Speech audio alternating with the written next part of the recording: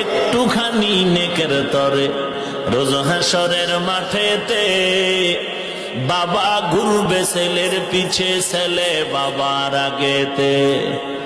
আহাতে মন কঠিন দিনেতে নামাজ তোমায় ভুলবে না, ঠিক মতো পড়িলে নামাজ জান্নাত তোমার ঠিকানা।